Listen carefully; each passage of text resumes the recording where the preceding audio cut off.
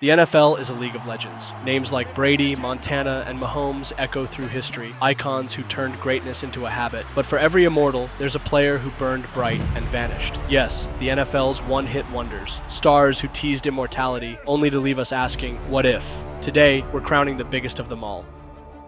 So, what exactly makes a one-hit wonder? In music, it's a band with one chart-topping song before fading into oblivion. In the NFL, it's far more brutal. This isn't about a flashy play or a single game. It's about a player who delivers one transcendent season that rewrites expectations, only to collapse under the weight of their own hype. To qualify, three things need to happen. First, the peak. A year so statistically dominant or culturally iconic, it feels like the start of a dynasty. Think Brian Sipes' 1980 MVP season, where he threw for over 4,000 yards in an era when running the ball was king. Second, the hype.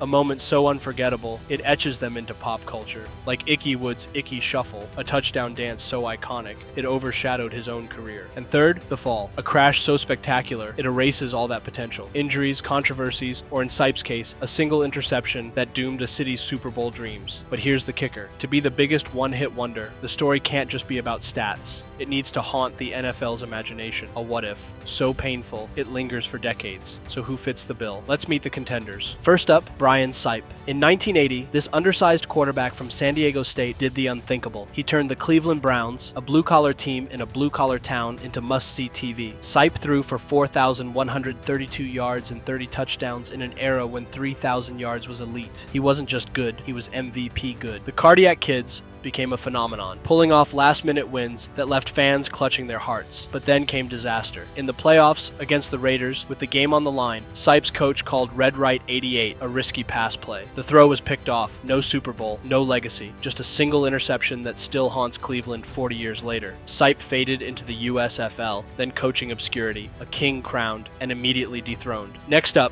Ickey Woods. In 1988, this rookie running back wasn't just a star, he was a cultural icon. With 15 touchdowns and a Super Bowl run, Woods became famous for his Ickey Shuffle, a touchdown dance so infectious it spawned commercials, t-shirts, and even a parody song. But fame came at a cost. By 1989, injuries shredded his knees, reducing him to a bench warmer. The shuffle, it became a punchline. Woods' career lasted just 4 seasons, but his legacy is frozen in those 12 magical games. A reminder that in the NFL, even joy can be fleeting. Then there's Josh Gordon. In 2013, this receiver wasn't just good, he was generational.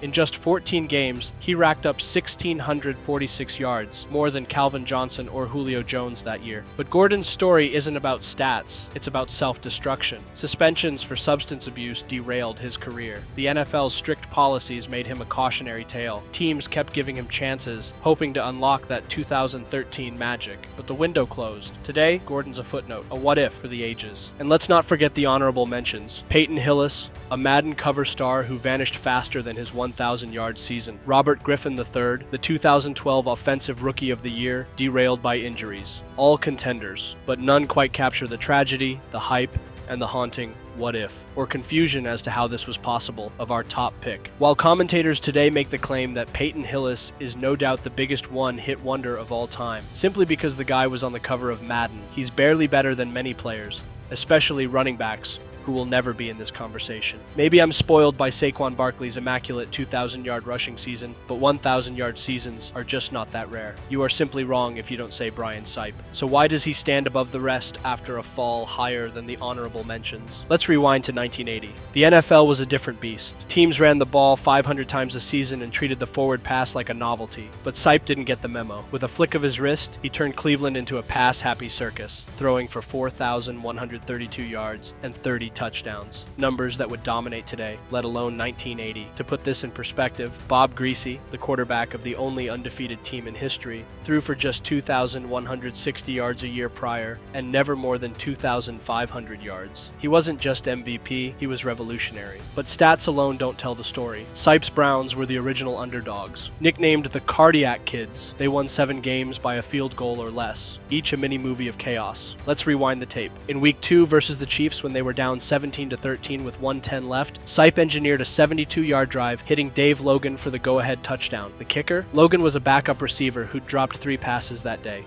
Week 3 versus the Broncos was played in a monsoon where Sipe threw 4 picks, but still won. His 37-yard scramble set up Don Cockcroft's game-winning field goal, barely clearing the crossbar. In Week 5 versus the Packers, they were trailing 21-20. Sipe converted a 4th and 1 with a quarterback sneak, then lofted a 46-yard bomb to Logan with 39 seconds left. The Lambeau crowd left in stunned silence. In Week 7 versus the Steelers, Sipe outdueled Super Bowl winning Terry Bradshaw, throwing 2 touchdowns in the final 8 minutes. The Dagger, a 29-yard strike to Ozzie Newsome with 16 seconds on the clock. Next up was Week 9 versus the Bears, where they faced being down 21-20. Sipe drove 80 yards in 1 minute 49 seconds, capped by a 4-yard touchdown to Calvin Hill. Bears coach Neil Armstrong called it the most demoralizing loss of my career. Week 12. Sipe and the Cardiac Kids faced the Vikings in minus 10-degree wind chill, but an unfazed Sipe threw a 22-yard TD to Reggie Rucker with 48 seconds left, only for the Vikings to fumble the kickoff return, gifting Cleveland a field goal. And lastly, in Week 14 versus the Bengals, Sipe's 1-yard quarterback sneak with 0:03 left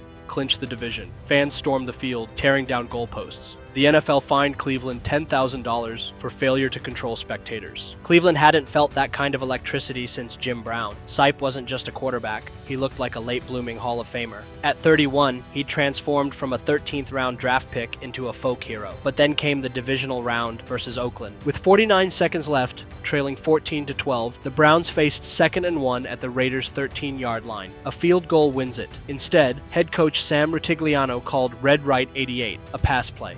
Sipe's throw to Ozzie Newsome was intercepted by Mike Davis in the end zone. No points, no Super Bowl, no legacy. The call was crucified, but Sipe never blamed his coach. I'd throw it again. We were a team of gamblers. Yet that gamble immortalized him as the king of almost. That play didn't just end a season, it defined a career. Sipe wasn't Dan Marino, a legend with no ring. He was a shooting star who burned out before he could even chase glory. By 1984, he was in the USFL, where he only had one statistically good season. By 1990, coaching high school ball. No parades, no documentaries. Just a cautionary tale about the NFL's chaotic nature. But here's the kicker. Sipe's ghost still haunts Cleveland. The Browns' decades-long QB curse, from Bernie Kosar's injuries to Baker Mayfield's implosion, feels like karma for that one frozen January day. For older fans, Red Right 88 isn't just a play, it's a cultural scar. So why is Sipe the ultimate one-hit wonder? Because his story isn't just about stats or a bad throw. It's about how hope can turn to heartbreak overnight, how a city's dreams can hang on a single decision, and how the NFL's history isn't just written by the champions. As Buffalo Bills fans know, it's also written by the misses we can't forget. What makes Brian Sipe's story so jarring? Unlike most MVPs, he had no star-powered seasons before or after his 1980 explosion. Before the Cardiac Kids, Sipe was a backup-turned-starter with middling stats, a 55% completion rate, more interceptions than touchdowns, and 0 Pro Bowls. After 1980, a rapid decline, injuries, and the weight of expectations dragged his 1981 stats back to earth. 17 touchdowns, 25 interceptions. By 1983, he was benched for a rookie. In the USFL, he became a journeyman, tossing just 28 touchdowns in 2 seasons. No comebacks, no reinventions, just gone. Even his good years pale in comparison. In 1979, he threw 28 touchdowns, but also 26 picks. The Browns went 9-7, missing the playoffs. Without 1980, Sipe's career is a footnote, a decent QB lost to time. But that one season rewrote everything. It's why his legacy is so fragile. No slow burn, no late career resurgence, since this came at the end of his career. Just one blinding flash of greatness and a lifetime of what if. For Brian Sipe, it was a single interception that turned him from MVP to scapegoat. For Josh Gordon, an addiction turned superstar into suspended. And Nicky Woods, his knees betrayed him, but the world only remembered the dance. The money dries up, the fans move on. All that's left is a highlight reel playing on loop in their minds. These stories aren't just about football, they're about the cost of fleeting fame, and why we're obsessed with the humans behind the helmets.